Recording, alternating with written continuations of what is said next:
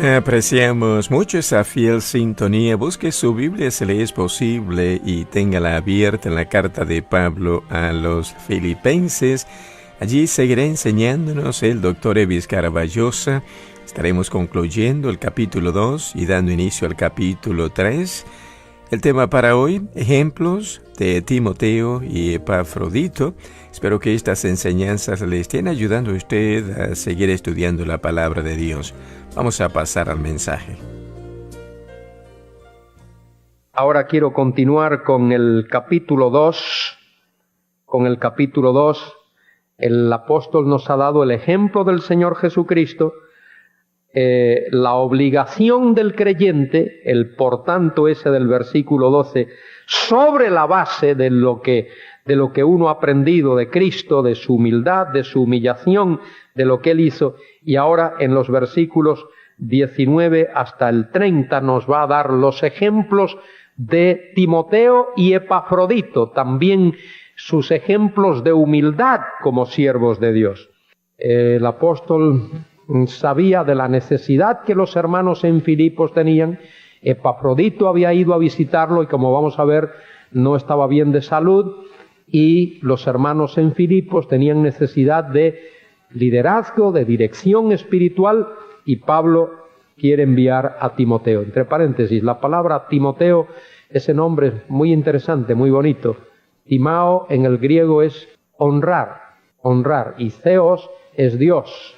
Yo honro a Dios, es el nombre el significado de ese nombre. Lindo nombre, si uno puede vivir a la altura de su significado, ¿verdad? Si uno pudiera vivir a la altura de su significado. Dicen que una vez uno de los predicadores, de los grandes predicadores de Nueva Inglaterra, de los tiempos de Jonathan Edwards y tal, dice que este predicador, que era precisamente el suegro de Jonathan Edwards, llamado Cotton Mather, predicó un tremendo sermón sobre la depravación total del hombre. Y la gente pues quedó allí un poco maravillada con lo que había oído y compungida, porque habló de cosas tremendas, la depravación total del hombre. Y al final de la reunión, Cotton Mather estaba en la puerta, como hacen casi siempre los pastores, saludando a todos los que salían, y se le acerca una ancianita, y Cotton Mather le pregunta: mi querida dama, ¿qué piensa usted de la depravación total del hombre? Y ella lo mira y le dice: pastor, creo que es una gran doctrina si pudiésemos vivir de acuerdo a ella. Si pudiésemos vivir de acuerdo a ella. La mujer evidentemente no había entendido absolutamente nada. ¿Quién quiere vivir de acuerdo con la depravación total del hombre? Bueno, eso ocurre muchas veces. El pastor, el predicador predica y algunos no captan el mensaje. Bien, espero en el Señor Jesús enviaros pronto a Timoteo, para que yo también esté de buen ánimo, de buena alma. La palabra ánimo ahí es la palabra psique, alma, de buena alma, de buen ánimo al saber vuestro estado. Y ahora observad lo que dice Pablo de Timoteo. Qué bueno, qué lindo, me gusta esto. Pues a ninguno tengo del mismo ánimo, a ninguno tengo de la misma alma, otra vez, de la misma alma, y que tan sinceramente se interese por vosotros. Qué confianza tenía Pablo en Timoteo. Los pastores necesitan tener hombres de confianza, hombres en quien puedan confiar, hombres en quienes puedan delegar responsabilidades y despreocuparse de que esa persona a quien se le ha delegado esa responsabilidad va a cumplir. Y Pablo tenía esa confianza ciega en Timoteo. Timoteo era una especie de versión de bolsillo del apóstol Pablo, si me permites esa expresión. Tremendo hombre de Dios, Timoteo también. ¿Sabéis cómo murió? Atravesado por flechas, según la tradición. Murió también como un mártir. Dice: y que tan sinceramente se interese por vosotros, porque todos buscan lo suyo propio, no lo que es de Cristo, pero ya conocéis los méritos de Él, que como hijo a padre ha servido conmigo en el Evangelio, así que a este espero enviaros luego que yo vea cómo van mis asuntos. Pablo tenía la esperanza de ser puesto en libertad pronto, cuando escribió esta epístola. Dice: y confío en el Señor que yo también iré pronto a vosotros. Pero el énfasis principal aquí está en la fidelidad de Timoteo, en la humildad de ese siervo de Dios, en la confianza que Pablo tenía en él de que iba a servir bien. Versículo 25, mas tuve por necesario enviaros a Epafrodito. Epafrodito era aquel que los filipenses habían enviado a Pablo con la ofrenda para el apóstol y también para informarles de la situación, de la iglesia allí. Mirad cómo Pablo describe a Epafrodito. Mi hermano. La humildad de Pablo también, el gran apóstol, dice Epafrodito, mi hermano, y colaborador, y compañero de milicia, soldado en el ejército de Jesucristo junto conmigo, y vuestro mensajero. ¿Y sabéis cuál es la palabra mensajero ahí? Palabra mensajero en el texto es la palabra apóstol. Apóstol, mensajero. Apóstol es uno que es enviado con una comisión especial. Uno que es enviado y se le da una tarea, una comisión especial. En ese sentido estricto de la palabra, hubo 12 apóstoles, nada más. Pero luego ese número se amplía porque hubo otras personas que evidentemente el Señor comisionó y la iglesia reconoció. Uno de ellos, por ejemplo, fue Bernabé. Bernabé es llamado apóstol en algún sitio de la palabra. No de los 12, ese es un grupo específico, sino otros. Ahora, debo recalcar lo siguiente. Hoy día, ¿hay apóstoles? ¿Hay apóstoles hoy día? ¿Hay apóstoles? ¿Hay apóstoles hoy día? Hoy día habrá apóstoles falsos. Hoy no hay apóstoles. Si los hay, son falsos. Genuinos, no hay. ¿Hay profetas hoy? No. Sí, falsos. ¿Cuáles son los ministerios que el Señor? Aquí nos estamos metiendo en otro campo, pero vale. ¿Cuáles son los ministerios, los dones que el Señor ha permitido que estén vigentes hoy? El ministerio de evangelista, el ministerio de pastor y el ministerio de maestro. Un misionero, porque algunos apelan, bueno, el misionero es un apóstol. Bueno, si tú amplías la palabra, ¿vale?, en el sentido muy amplio de la palabra, tú puedes decir, bueno, el misionero es enviado, pero no en el sentido bíblico de la palabra. Tenemos que tener cuidado con esas definiciones. De esos 20 dones que aparecen en las Escrituras, en Romanos 12, en 1 Corintios 12 y en Efesios 4, de esos 20 dones, muchos de ellos el Señor en su soberana voluntad ha suprimido, no están vigentes hoy. El don de profeta, tenemos que definir, mire, un apóstol tenía autoridad como ninguna otra persona tenía. Un apóstol tenía autoridad como ninguna otra persona tenía. Un apóstol tenía la autoridad de escribir un libro de la Biblia.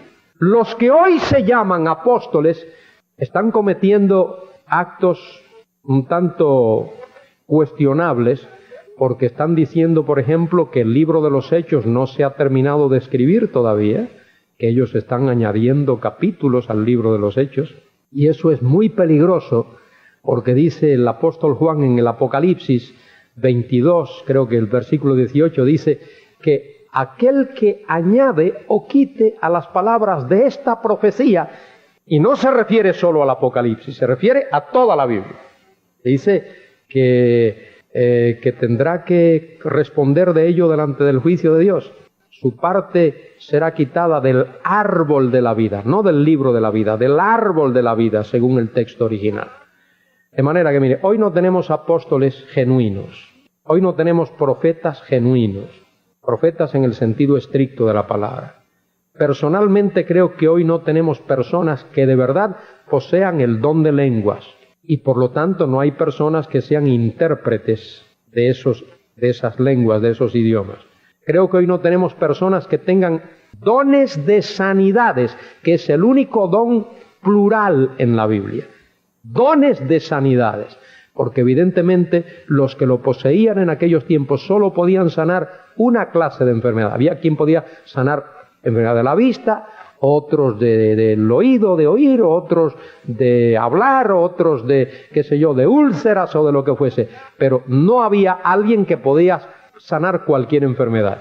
Por eso se pluraliza en la Biblia, es dones de sanidades. Y yo creo que Dios quitó ese don.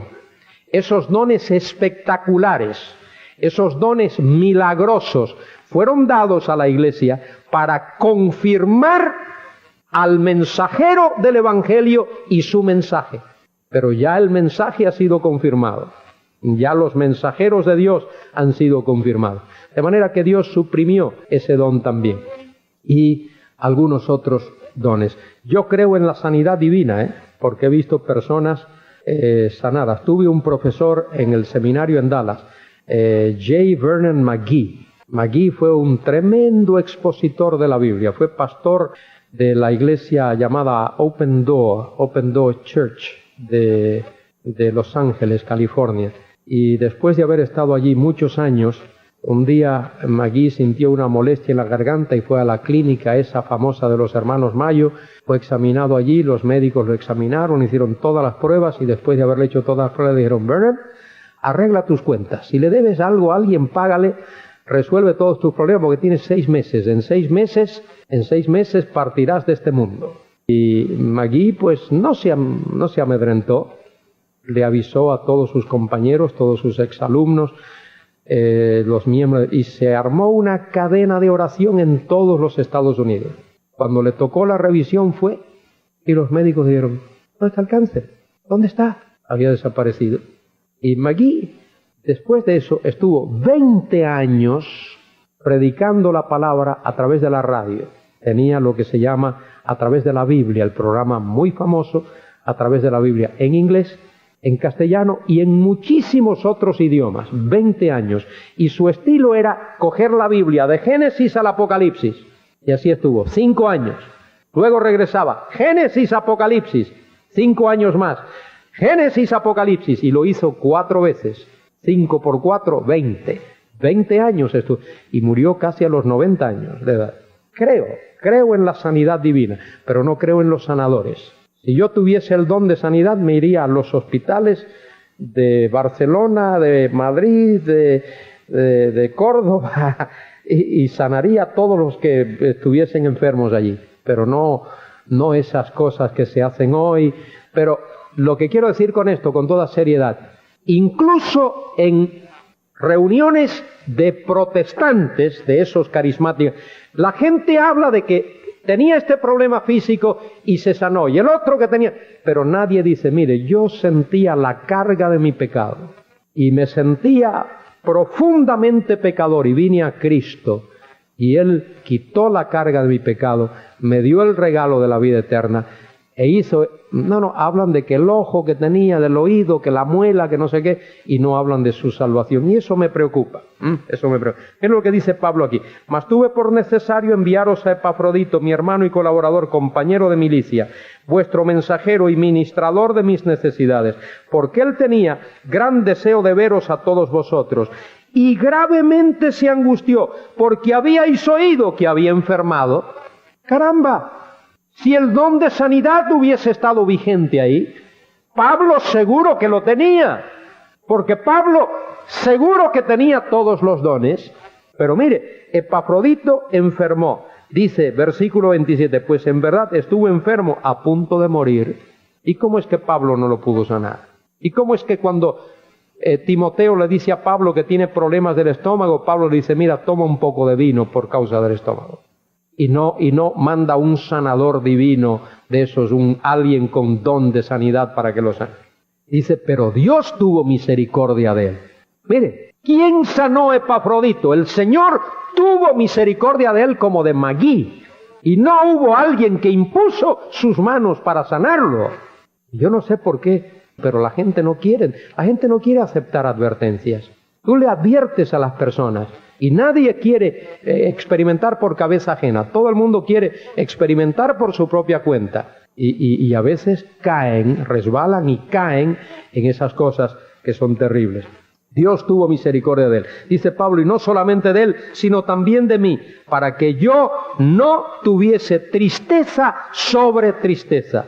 Así que le envío con mayor solicitud para que al verle de nuevo os gocéis y yo esté con menos tristeza. Recibidle pues en el Señor con todo gozo y tened en estima a los que son como él, porque por la obra de Cristo estuvo próximo a la muerte, exponiendo su vida. Y la palabra vida ahí es la palabra psique, en la palabra alma. Mire, lo que he dicho, muchas veces la palabra alma se usa en el Nuevo Testamento, para mí más del 80% de las veces, no para referirse a algo abstracto que tengamos nosotros, no, para hablar de persona, del ser. Dice, estuvo próximo, exponiendo su vida, su ser, su persona, para suplir lo que faltaba en vuestro servicio para mí. Y Pablo da aquí el ejemplo tremendo de servicio y de humildad de esos dos siervos de Dios, Timoteo y Epafrodito. Qué hermoso que el apóstol Pablo reconozca el valor de estos hombres, y de verdad que lo hace porque tenían ese valor, eran personas humildes. Creo que esa es una de las principales características para servir a Dios. La humildad, nada de orgullo de corazón, nada de sentirse uno inflado y ser petulante, nada de eso, El que quiera servir al Señor tiene que comenzar con un corazón humilde delante del Señor.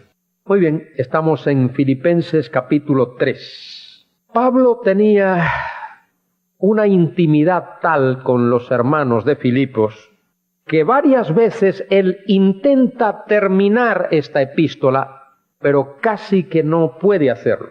Y dice que va a terminar y no termina, como hacemos algunos predicadores, que siempre decimos, y para terminar, y seguimos, y para terminar, y dice, y ahora sí que voy a terminar, Y aquí Pablo como que tiene ese problemita también.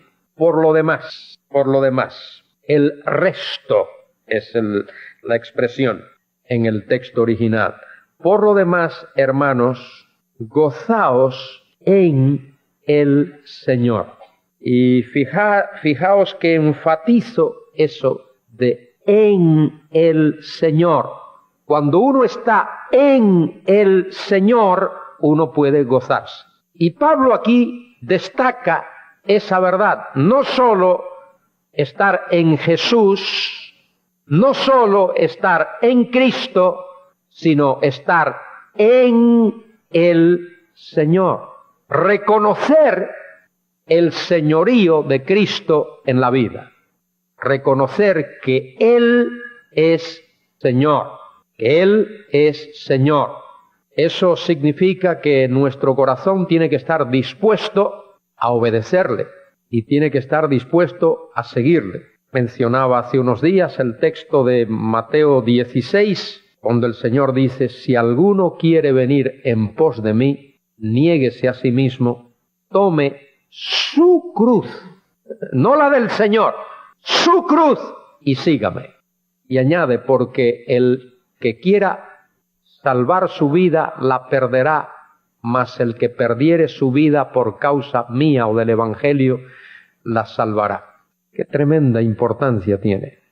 No estamos en este mundo para autoservirnos. Estamos en este mundo, en primer lugar, para glorificar a Dios. Ese es el propósito central, principal de nuestra existencia aquí en este mundo. Nuestro propósito debe de ser doxológico, la gloria de Dios, y también para ministrar a otros. Qué importante es ministrar a otros. Hay personas que tienen una capacidad tremenda para ministrar a otros. Hay personas creyentes que poseen ese don de servicio, le llamamos don de ayuda. Siempre están dispuestos a ayudar a alguien que necesita ayuda. Tan pronto se le menciona la necesidad de alguien, ya están dispuestos a servir y ayudar. Qué hermoso, qué bueno que pudiésemos tener ese don de servicio, ese don de ayuda. Y hacerlo con gozo, como menciona aquí Pablo. Por lo demás, hermanos, gozaos en el Señor. Cuando estamos en el Señor, podemos gozarnos. Cuando reconocemos que Cristo es nuestro Señor, podemos gozarnos. Porque la palabra Señor, Kyrios, comporta la idea de soberanía. En el Antiguo Testamento, la palabra Kyrios es una de dos. O Adonai, que también implica soberanía, o Yahvé o Jehová, que también comporta la idea de soberanía, pero enfatiza más bien la autosuficiencia de Dios. Él es el Dios autosuficiente, el Dios de la vida, el Dios fiel, que cumple todas sus promesas, nunca falla. Su fidelidad es constante, es perenne, es nueva, se renueva cada mañana. Grande es tu fidelidad. Cantamos un himno por ahí. Grande es tu fidelidad. Oh, tu fidelidad. Oh, tu fidelidad. Y Dios es fiel. Él es el Señor. De manera que Pablo exhorta a los hermanos a gozarse en el Señor, a disfrutar de la comunión personal con Él, con el Señor, pero también de la comunión unos con otros. Dice Pablo, a mí no me es molesto el escribiros las mismas cosas, y para vosotros es seguro. ¿Por qué dice el apóstol eso? Porque a través de la epístola ha repetido muchas veces el vocablo gozo, gozaos, gozaos. Lo ha repetido muchas veces, e incluso hay algunos comentarios que he leído en los que los comentaristas toman el tema del gozo como el propósito principal de esta epístola y pasan por alto lo que dije al principio. Pablo escribió esta epístola al principio de nuestro estudio. Pablo escribió esta epístola para dar las gracias a los filipenses y para exhortarlos a mantener una unidad en comunión entre ellos. Y eso produce gozo. Cuando uno es capaz de agradecer, eso produce gozo. Y cuando uno es capaz de mantener esa unidad en comunión, eso también produce gozo. Entre paréntesis, a veces, no voy a decir que deliberadamente, pero de alguna manera falseamos un poco el Evangelio. Quiero recalcar esto también, porque sé que aquí hay personas interesadas en predicar el Evangelio. A veces falseamos el Evangelio. No es correcto bíblicamente decirle a alguien, si quieres tener gozo, acepta a Cristo. O si quieres tener paz, acepta a Cristo. O si quieres ser feliz, acepta a Cristo.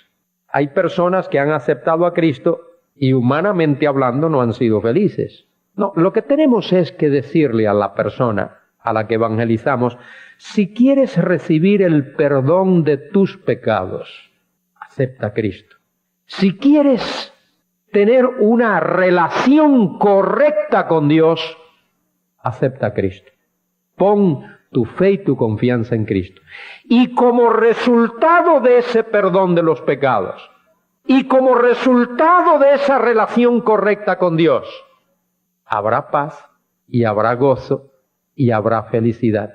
Pero la paz, el gozo y la felicidad son resultados de haber recibido el perdón de nuestros pecados y de tener una relación correcta con Dios. Pero desafortunadamente tenemos muchos evangelistas y predicadores que le dicen a la gente, ¿quién no quiere ser feliz? ¿Quién no quiere ser feliz? Todo el mundo quiere ser feliz. Y la gente está haciendo cosas increíbles con la finalidad de ser feliz. ¿Quién no quiere tener gozo? ¿Quién no quiere tener paz? Todo el mundo quiere. Pero el problema nuestro, el fundamental de todos nuestros problemas es la carga del pecado que llevamos en nosotros, encima de nosotros y dentro de nosotros, y hasta que esa problemática no sea resuelta, el problema del pecado, no habrá ni gozo, ni paz, ni felicidad, ni nada. Entonces ahí es donde tenemos que especializarnos. Es donde tenemos que especializarnos y buscar todos los momentos para hacerlo.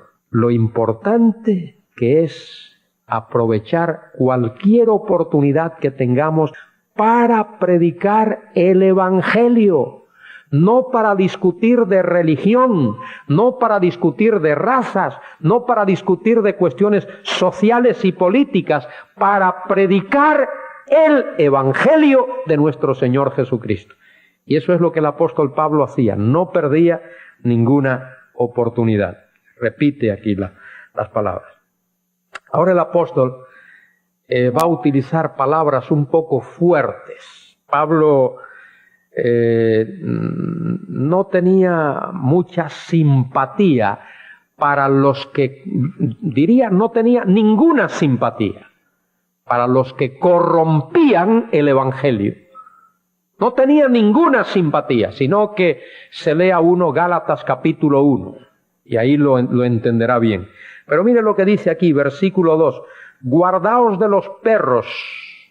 Y ahí los perros no son los pastores alemanes y los collies y esas cosas, no. Ahí Pablo utiliza la palabra perros refiriéndose a ciertas personas. Entre paréntesis, el perro en la cultura hebrea era un animal inmundo. Era un animal inmundo porque el perro tiene contacto con cosas muertas. Y todo aquello que tenga contacto con cosas muertas es inmundo en la cultura hebrea según la ley. Y Pablo utiliza aquí la palabra perros para referirse a los judaizantes. Los judaizantes era un grupo de personas judías que de alguna manera había tenido contacto con la fe cristiana, con el Evangelio, pero que no habían entendido ese Evangelio de la gracia de Dios. Y solían seguir a Pablo y a los otros apóstoles cuando ellos iban a una ciudad y predicaban el Evangelio y personas se convertían y luego iban a otro sitio para hacer lo mismo. Esos judaizantes iban y le decían a esos que se habían convertido: ¡Ey, alto, un momento!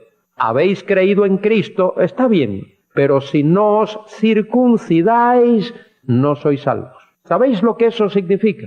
No es solo el hecho de el acto físico de la circuncisión, es que la circuncisión era el rito y es el rito que hace que una persona sea judía.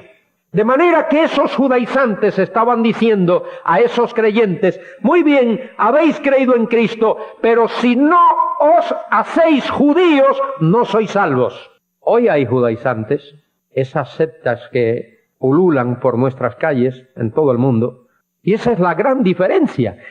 Nosotros sencillamente le decimos a la persona a quien predicamos el Evangelio: pon tu fe y tu confianza en el Señor Jesucristo y serás salvo. Y luego, si quiere bautizarse en nuestra congregación, bien. Si quiere ir a otra congregación donde se predique la palabra, bien. Pero no le decimos: a menos que te hagas miembro de nuestra congregación, no eres salvo. Porque eso es una falsedad. Es una falsedad.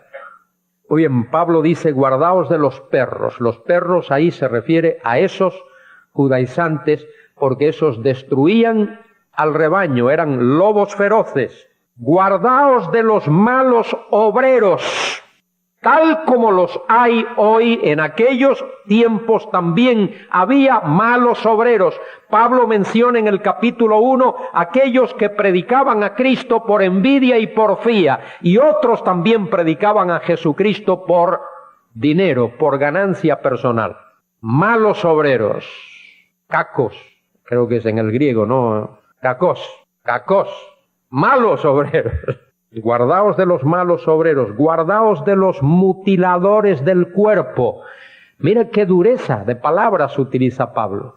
A esos judaizantes que iban imponiendo el rito de la circuncisión en otros Pablo los llama mutiladores del cuerpo. Y ahora aclara, porque nosotros somos la circuncisión. Nosotros somos la circuncisión. ¿Quiénes son esos? Los que en espíritu servimos a Dios y nos gloriamos en Cristo Jesús.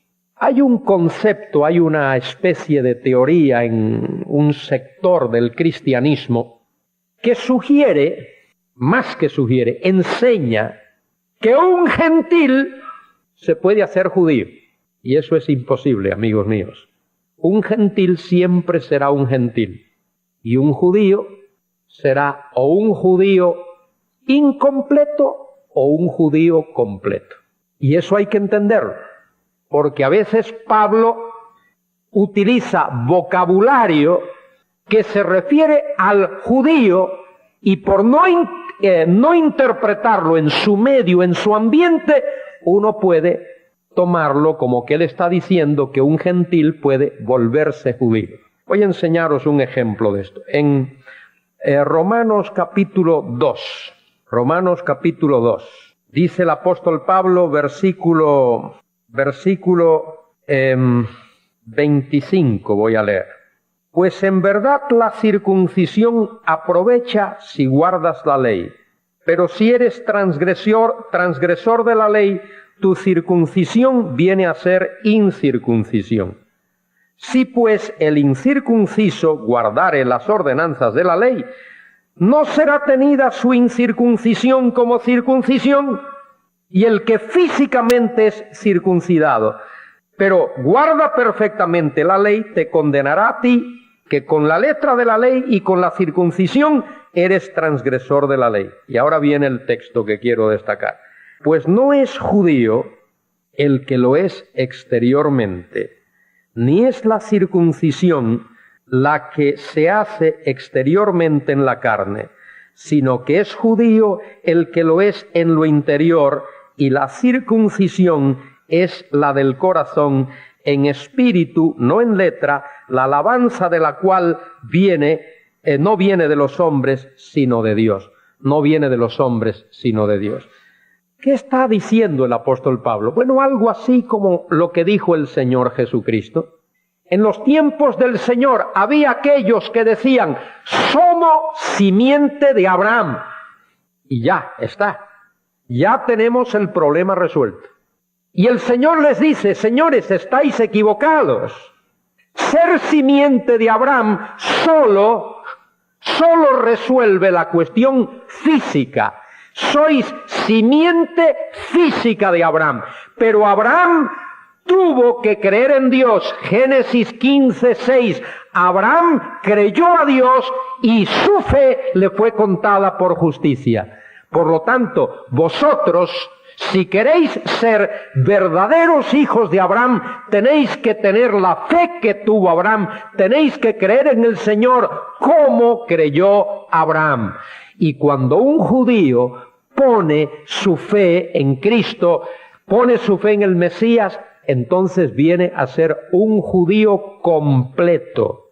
Mientras no cree en Cristo, es un judío racialmente, es solo simiente física de Abraham.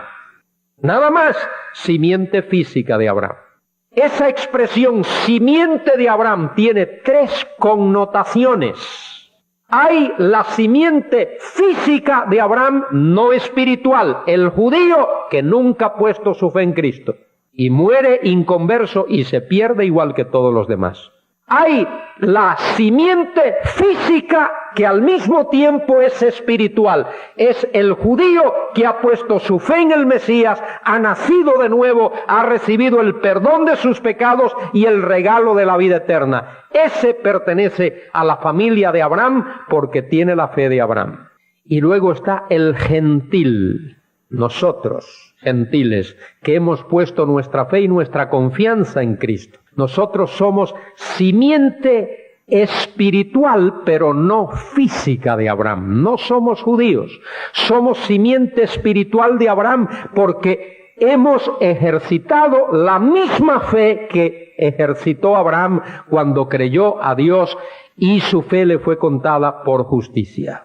Eso es lo que enseña la palabra de Dios. Y Pablo está corrigiendo en varios libros, en Romanos, en Gálatas, y luego lo menciona en Colosenses y lo menciona también aquí en Filipenses, la relación correcta que una persona debe y puede tener con el Señor a través de nuestro Señor Jesucristo. Esas palabras que Cristo dijo, que a veces las tomamos tan a la ligera, tienen mucha importancia. Cristo dijo: yo soy el camino y la verdad y la vida. Nadie viene al Padre sino por mí. Todo aquel que quiera acercarse a Dios tiene que venir acompañado de Jesucristo. Tiene que venir en la compañía de Jesucristo.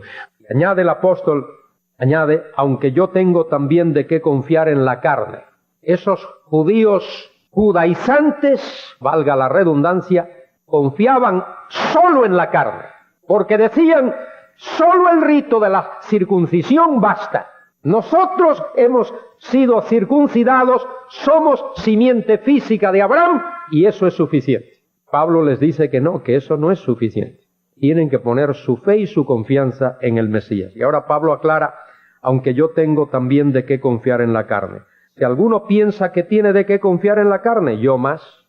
Pablo no está dándose golpe de pecho, no está hablando de apariencias, no está... Me gusta la palabrita en inglés, braggadocious. ¿Entiendes? Braggadocious, not bragging. No se está dando golpe de pecho, está diciendo la verdad. Y Pablo, aunque se refiriese a él, Pablo no practicaba la falsa humildad. No practicaba la falsa humildad, de ninguna manera. Si era algo bueno que él tenía, que poseía, él lo decía. Si era algo que Dios le había dado como don para el ministerio, él lo decía. No practicaba la falsa humildad. Que mire, que yo que no sé hacer esto. No. Cuando sabemos que sí somos capaces, pero estamos dando un poquito de, mostrando como que somos. Si tú sabes hacer algo, hazlo. Y no tengas temor de decir al pastor: mire, pastor, yo sé hacer esto. Yo sé barrer. Yo sé pintar, yo sé limpiar, yo sé carpinteriar, yo sé hacer esto. No tengas temor de decir qué sabes hacer y que lo sabes hacer bien. Pablo dice: si alguien tiene de qué confiar en la carne, yo más. Mirad lo que dice Pablo: circuncidado al 8º día. Anota eso. La ley era estricta. La ley decía que el sábado no se podía trabajar para nada. Pero si un niño nacía sábado, amigo, el sábado siguiente había que circuncidarlo y el acto de la circuncisión era trabajo.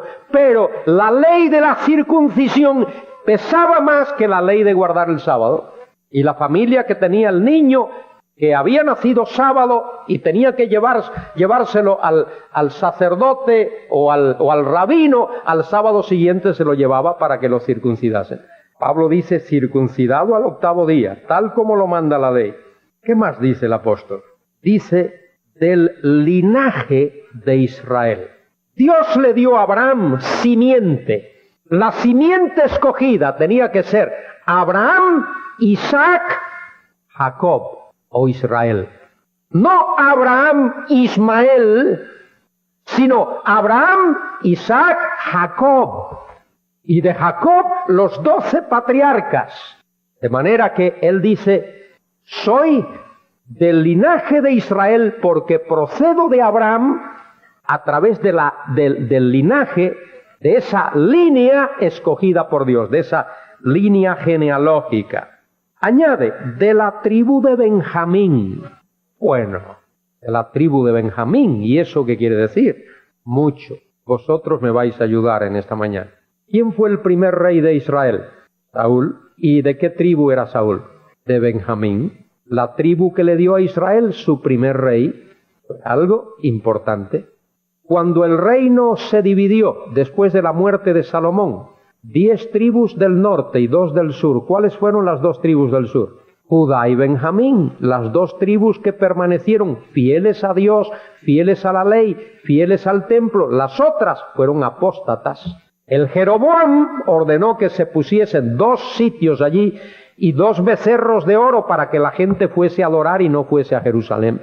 ¿Cuántos hijos tuvo Jacob? hombres, 12. ¿Sabéis que 11 de ellos nacieron en el extranjero? Que solo uno nació en la tierra. ¿Sabéis cuál fue ese que nació en la tierra? Benjamín. El único que nació en la tierra de la Palestina, en la tierra de Israel, fue Benjamín. De manera que un benjamita tenía mucho de qué gloriarse. Cuando Pablo dice aquí, de la tribu de Benjamín, sus compatriotas, sus contemporáneos sabían que era algo importante. Y ya, hay otro datito más. La ciudad de Jerusalén, porque Judá y Benjamín colindan, estaban una. La ciudad de Jerusalén, la mitad de la ciudad caía dentro del territorio de Benjamín y la otra mitad dentro del territorio de Judá. Fijaos si no era importante ser de la tribu de Benjamín. Dice Pablo de la tribu de Benjamín, hebreo de hebreos. Hebreo de hebreos significa que su cultura, su idioma, sus costumbres, su vestimenta, su estilo, su manera de hablar, de expresarse, toda su estructura mental era hebrea. Abraham fue el primer Abiru. Abiru significa sacado de el otro lado del río y traído a este lado del río. El Éufrates era el río. Abraham salió de Ur de los Caldeos y Dios le dijo, ven a la tierra que yo te voy a mostrar y te voy a bendecir tu descendencia y en ti serán benditas todas las familias de la tierra. Hebreo de hebreos. En cuanto a la ley, fariseo. La palabra fariseo viene del verbo hebreo farash. Farash significa puro. Y los fariseos eran puros en cuanto a la manera tan estricta como guardaban la ley. Los fariseos surgen como secta después del cautiverio de Babilonia y ellos intentan reavivar la vida y las costumbres nacionales, el templo. Por eso siempre hubo un conflicto entre el Señor Jesucristo y los fariseos, entre los fariseos y los apóstoles del Señor, por el celo tan grande que ellos tenían por el templo, por la ley, por todas esas cosas, y eso les había hecho estar ciegos de la realidad de que Dios demanda, Dios exige un nuevo nacimiento. ¿Quién vino a Jesús de noche? ¿Qué era Nicodemo? Un hombre de los fariseos. ¿Qué le dijo Jesús? El que no naciere de nuevo no puede entrar en el reino de Dios. ¿Y qué le dice Nicodemo? ¿Cómo puede hacerse eso? ¿Cómo puede un hombre viejo entrar otra vez por segunda vez en el vientre de su madre y nacer? Nicodemo se había olvidado de que la regeneración es una enseñanza antiguo testamentaria. La regeneración no es una enseñanza del Nuevo Testamento. Si uno lee los capítulos 37, 38 y 39 de Ezequiel, allí observará que Dios habla de su espíritu en el corazón de su pueblo. Y habla de esa regeneración. Y hay muchos otros pasajes que hablan de la regeneración. Y a Nicodemo evidentemente se le había olvidado eso. Los fariseos no habían estado estudiando la palabra de Dios como era debido. Y estaban imponiendo cargas sobre las personas que ni ellos solo, ni ellos mismos podían llevar. Dice Pablo que él es, según la ley, era fariseo y por lo tanto era irreprensible. La justicia que es en la ley, en cuanto a la ley, fariseo; en cuanto al celo, perseguidor de la iglesia; en cuanto a la justicia que es por la ley, irreprensible. La palabra irreprensible significa no hay por dónde agarrarlo. No hay por dónde agarrarlo, como una sartén que no tiene mango. La pones en el fuego, se calienta y no tienes por dónde agarrarla.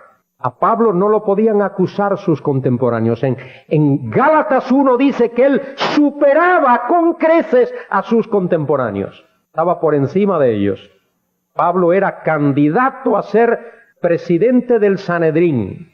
Y cuando está en esa situación va rumbo a Damasco y allí tiene el encuentro con el Señor. El Señor encontró a Pablo.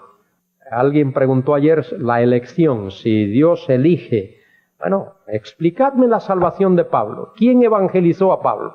Pablo dice que él fue salvado por el Señor ex traumati, como uno nacido fuera de tiempo. En castellano dice como un abortivo, pero en el texto la palabra es uno nacido fuera de tiempo, y probablemente Pablo se está refiriendo a cómo será salvo el remanente judío de los postreros días, de esa manera sobrenatural, y él ha sido salvado anticipadamente de esa manera como ese remanente va a ser salvo. Dios ha de intervenir soberanamente y ha de salvar a esos israelitas. Hebreo de hebreos en cuanto a la ley, fariseo en cuanto al celo perseguidor de la iglesia, en cuanto a la justicia que es por la ley irreprensible. Pero mire ahora, mire. Pero cuantas cosas eran para mí ganancia, las he estimado como pérdida por amor de Cristo. Pablo lo dije al principio aquí, había heredado una gran fortuna de sus padres, de sus familiares. Cuando se convirtió, Pablo fue desheredado. Todo lo que tenía lo perdió. Cuantas cosas eran para mí ganancia, las he estimado como pérdida por amor de Cristo. Y ciertamente aún estimo todas las cosas como pérdida por la excelencia del conocimiento de Cristo Jesús, mi Señor. El primer encuentro que Pablo tuvo con Jesucristo en el camino de Damasco, por primera vez en su vida, Pablo llamó a Jesús Señor. Señor, ¿qué quieres que haga? Y de ahí en adelante, Jesús continúa siendo el Señor del apóstol. Cristo Jesús, mi Señor, por amor del cual, miren la palabra ahí, lo he perdido todo. Ahí está, lo he perdido todo. Ahora Pablo está llorando, ay, lo he perdido todo, pobrecito de mí, ahora que me quedo pobre porque mire que habiendo creído en Cristo. Pablo está hablando ahí con tristeza, está hablando como un derrotado, está hablando como uno que se siente miserable y acorralado. No, está hablando como alguien que se siente gozoso, triunfante, victorioso. Ninguna persona que pone su fe en Cristo pierde nada, absolutamente nada, al contrario, va a ganar muchísimo. Eso fue lo que los apóstoles le dijeron al Señor. Señor, lo hemos dejado todo por ti, ¿qué tendremos? Y en Mateo 19:27 el Señor les dice, en la regeneración, en la palingenesía, vais a recibir muchísimo más, muchísimo más. Estar con Cristo es muchísimo mejor. Cristo es mi vida, Cristo es para mí el vivir. Y el morir es ganancia. Cristo para mí es vivir. El morir es ganancia. Pero cuantas cosas para mí eran ganancia, las he estimado como pérdida por amor de Cristo. Y ciertamente aún estimo todas las cosas como pérdida por la excelencia del conocimiento de Cristo Jesús mi Señor, por amor del cual lo he perdido todo y lo tengo por basura para ganar a Cristo. La palabra basura en el griego es muy interesante. Esquívala. No se me olvida porque esquivar en castellano es apartarte de algo, Tú te apartas de la basura. Esquívala. Pues ahí está. Bueno, vamos a detenernos aquí. Agradecemos al Señor por el mensaje de su santa palabra, que podamos seguir estos ejemplos de Timoteo, Epafrodito y del mismo apóstol Pablo, quien entregó su vida para servir al Señor, se dedicó de todo corazón a cumplir con su ministerio. Espero que haya sido animada a seguir estudiando la palabra de Dios y a imitar al Señor Jesucristo al cumplir con su ministerio. Agradecemos al Dr. Evis Carballosa por estas enseñanzas y a usted por habernos acompañado aquí en Desde el Púlpito. Desde el Púlpito es una producción de BBN.